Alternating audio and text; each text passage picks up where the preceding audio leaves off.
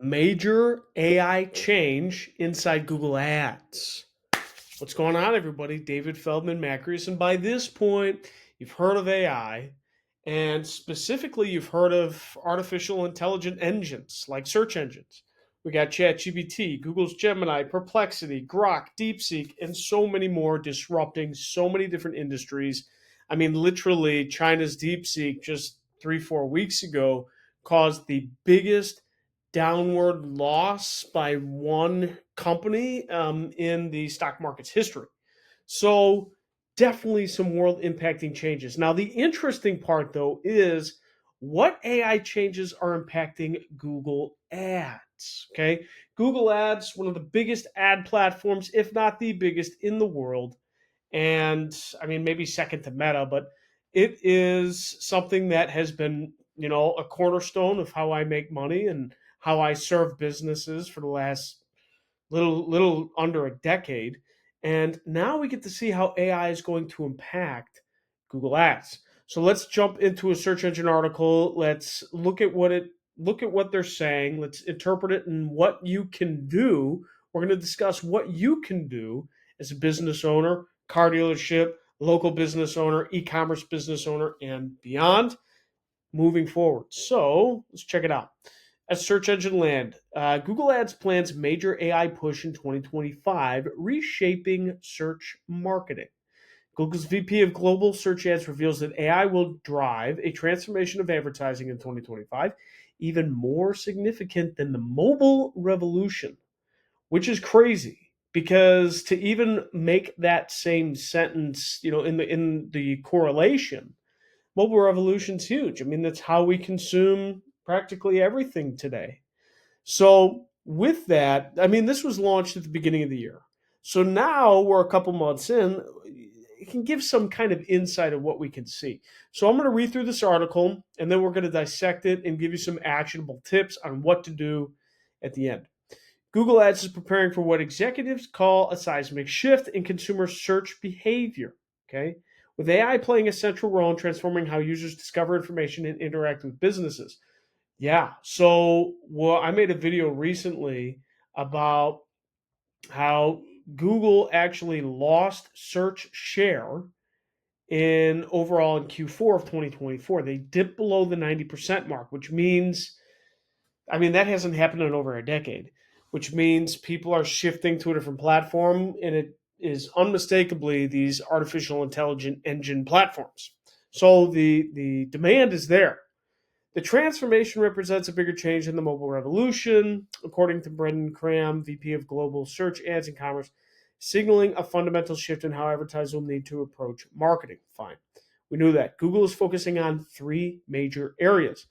One, evolution of search behavior beyond keywords towards multimodal experiences. Interesting. We'll come back to that one. Two, AI powered creative tools for marketers. Yeah, there's so many different AI powered creative tools for marketers, like when it comes to images, pictures, artificially creating, well, not artificially, but creating content with artificial intelligence. How does Google combat that? And then third, enhanced measurement capabilities across all channels. Google's been saying this forever, right? And Google, I don't really buy this third one because I need more factual evidence of what that's going to be. Google has been using artificial intelligence inside the Google Ads ecosystem for years, years. Machine learning and artificial intelligence have powered smart bidding, for better or for worse.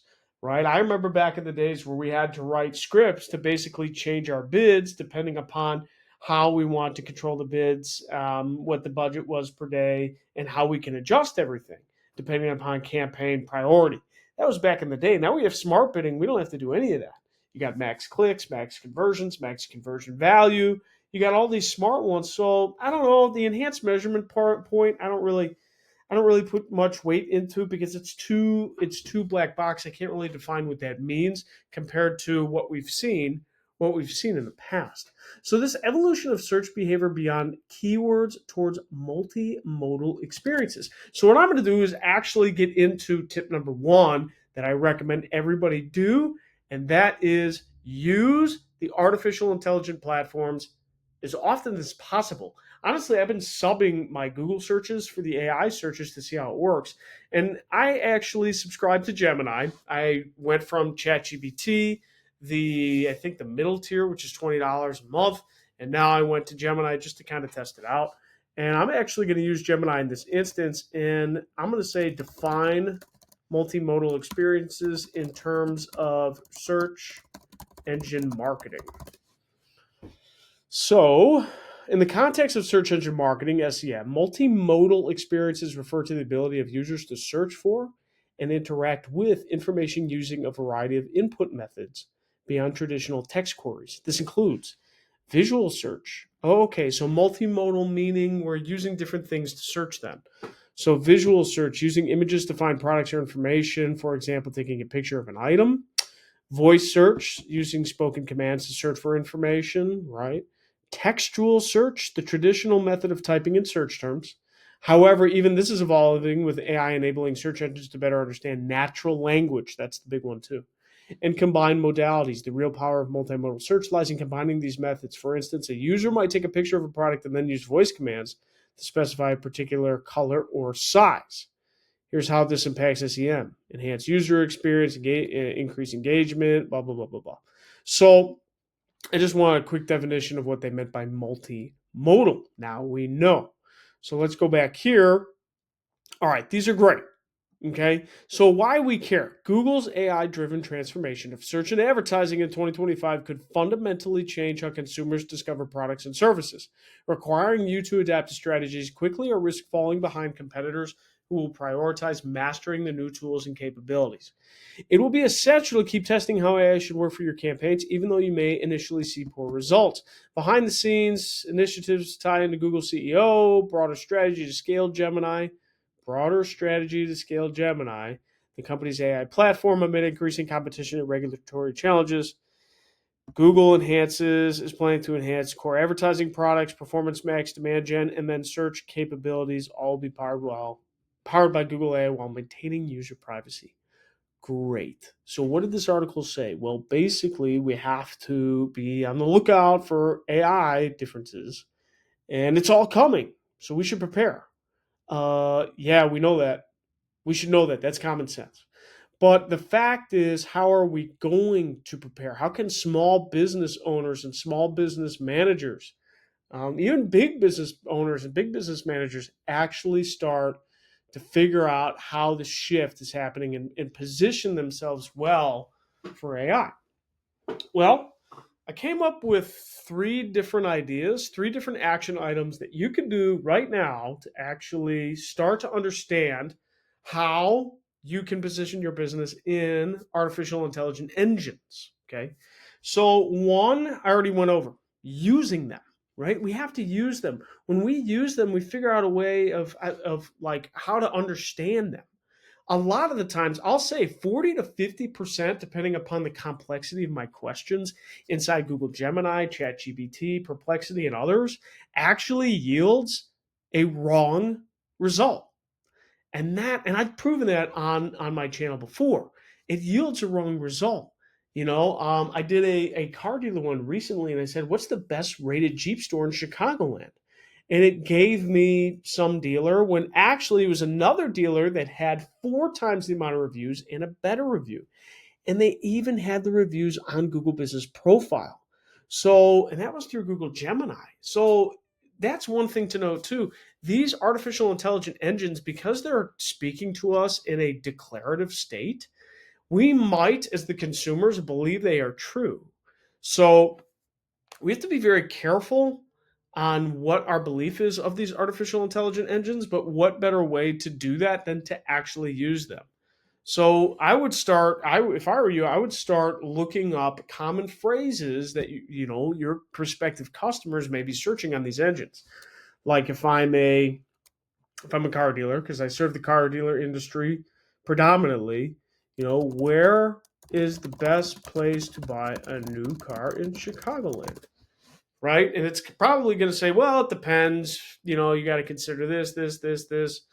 So make and model, dealership reputation, inventory and availability, pricing and financing, location and convenience.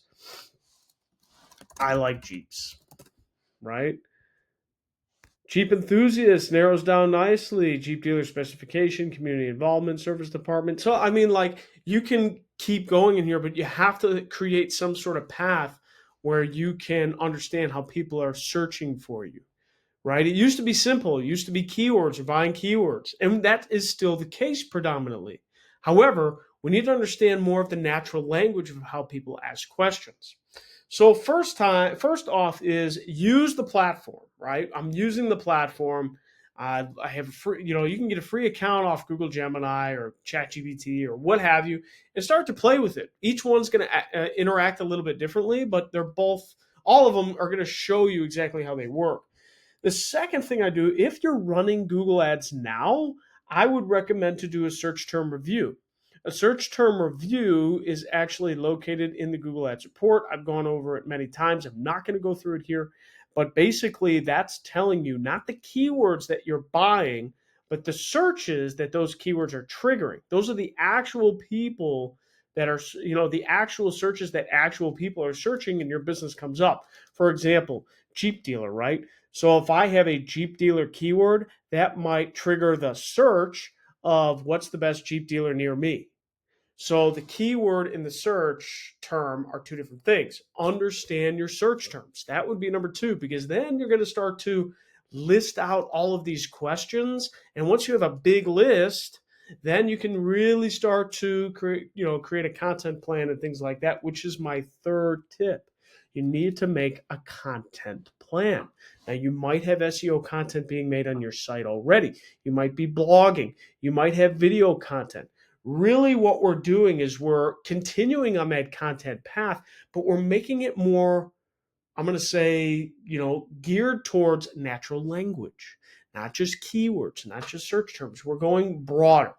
Let me give you a contextual example.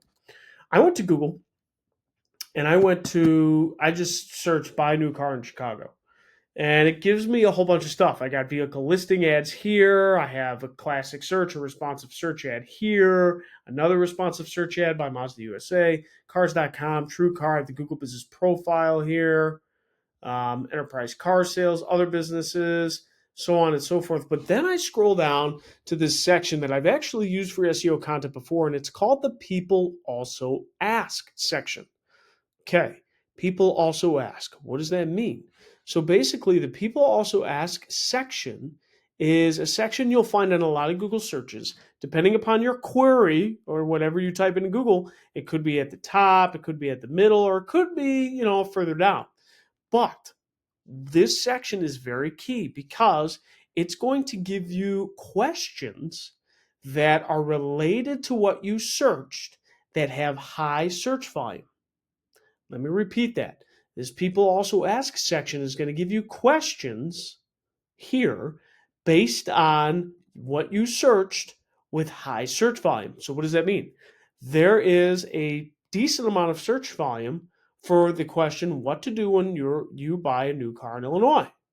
And then when I do a drop down, it gives me a WikiHow answer, blah, blah, blah, blah, blah, blah, blah. So this says, whenever you purchase a new car, Illinois law states you must register it with the Secretary of State within 20 days, blah, blah, blah, blah, blah, blah, blah. Right? What to do when you buy a new car. But, is that the only thing to do when you buy a new car? Did we talk about insurance? Did we talk about how to finance it? Did we talk about this? Like, there's so many different topics that can be derived to answer this question. Why I bring this up, and you'll notice this too, when I expanded that one question, my list keeps growing, right? And all of this are related, but from descending order, these are top search volume questions because more people ask this. That's why Google's showing it.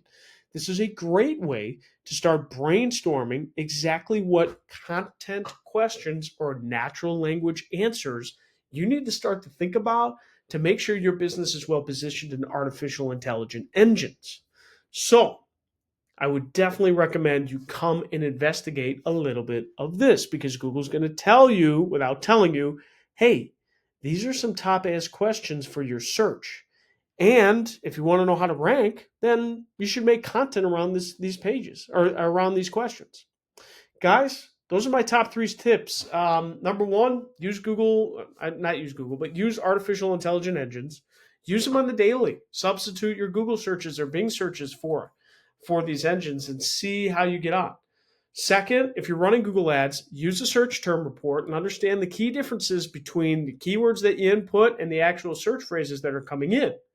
And third, start to think about how you can create a content plan if you don't have one already. And if you do have one already, even if you do, start to think about, are they answering the common questions based on common searches? And you can find that from the People Also Ask section. That is it for today. AI's came, it's ready to take us over, and we're going to have to work with it. So let me know what questions you have. Curious in the comments. David Feldman-Makrias. Talk to you very soon.